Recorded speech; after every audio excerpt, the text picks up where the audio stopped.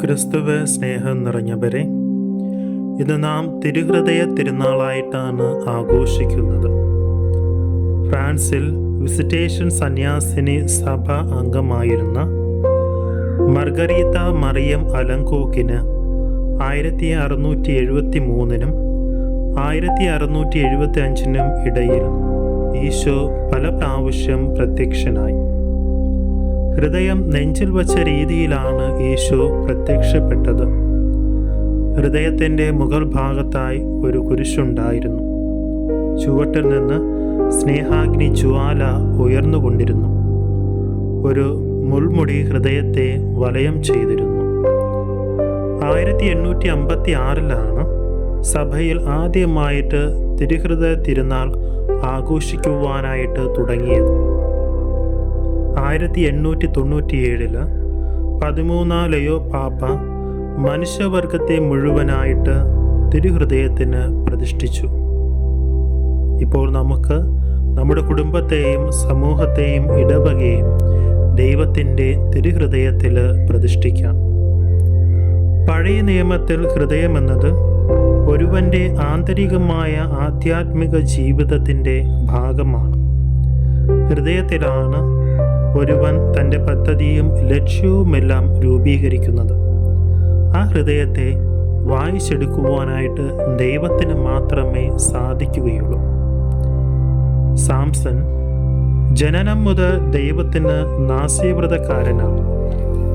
ഫിലിസ്ത്യരുടെ കയ്യിൽ നിന്ന് ഇസ്രായേലിന് വിടിയിക്കുവാൻ ഉടലെടുത്തവൻ. തൻ്റെ ഹൃദയം ഭൗതിക സുഖങ്ങൾക്കായി തുറന്നപ്പോൾ അന്ധകാരത്തിൽ നിബന്ധിക്കുകയും കർത്താവിൻ്റെ ആത്മാവ് അവനെ വിട്ടു പോവുകയും ചെയ്യുന്നുണ്ട്.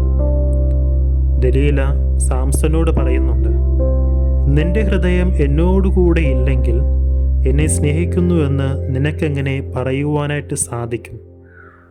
സാമൂൽ പ്രവാചകൻ സാവൂളിനോട് പറയുന്നുണ്ട്, ഞാൻ നിന്റെ മനസ്സിൽ അല്ലെങ്കിൽ ഹൃദയത്തിൽ ഉള്ളത് മുഴുവൻ പറയാം.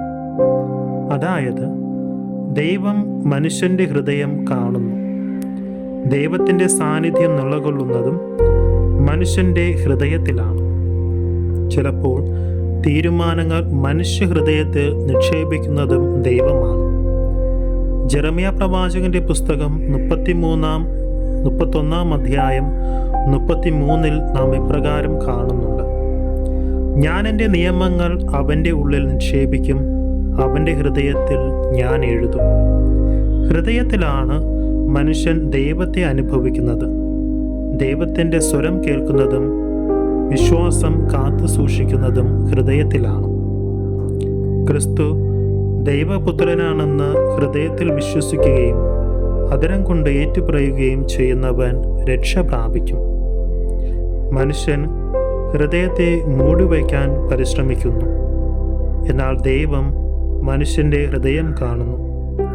മനുഷ്യർ പുറമേ ഉള്ളതിനെ വിലയിരുത്തുമ്പോൾ ദൈവം ഹൃദയത്തെ വിലയിരുത്തുന്നു. അതുകൊണ്ടാണ് യേശയ്യാ പ്രവാചകന്റെ പുസ്തകം 19 അധ്യായം 23 വാക്യത്തിൽ നാം ഇപ്രകാരം വായിക്കുന്നു, ഈ ജനം അവരുടെ അധരം കൊണ്ട് എന്നെ ബഹുമാനിക്കുന്നു, എന്നാൽ അവരുടെ ഹൃദയം എന്നിൽ നിന്നും വളരെ അകലെയാണ്. തിരുഹൃദയം അത് ജ്വലിക്കുന്നതും മറ്റുള്ളവരെ ജ്വലിപ്പിക്കുന്നതുമാണ്. ഈശോയുടെ മരണശേഷം ജെറുസലേമിൽ നിന്നും എമാവൂസ് ഗ്രാമത്തിലേക്ക് നടന്നു പോകുന്ന 2 ശിഷ്യന്മാരുടെ കൂടെ ഉദ്ധിതനായി ഈശോയും കൂട്ടുകൂടി. ഈശോയെ തിരിച്ചറിഞ്ഞപ്പോൾ ശിഷ്യന്മാർ പറഞ്ഞു, വഴിയിൽ വച്ച് അവൻ വിശുദ്ധ ലിഖിതം വിശദീകരിച്ചുകൊണ്ട് നമ്മോട് സംസാരിച്ചപ്പോൾ നമ്മുടെ ഹൃദയം ജ്വലിച്ചിരുന്നില്ലേ? അന്ധകാരത്തിലായിരുന്ന ശിഷ്യരുടെ ഹൃദയം ജ്വലിച്ചു. ഈശോ അവരെ പ്രകാശത്തിലേക്ക് വഴി നടത്തി. നമ്മുടെ ഹൃദയവും ഈശോയുടെ ഹൃദയം പോലെ ജ്വലിക്കുവാൻ ഒരു പുതിയ ഹൃദയവും ഒരു പുതിയ ചൈതന്യവും നമുക്ക് നേടുവാനായിട്ട് പരിശ്രമിക്കാം. ദൈവം നമ്മെ സമൃദ്ധമായിട്ട് അനുഗ്രഹിക്കട്ടെ.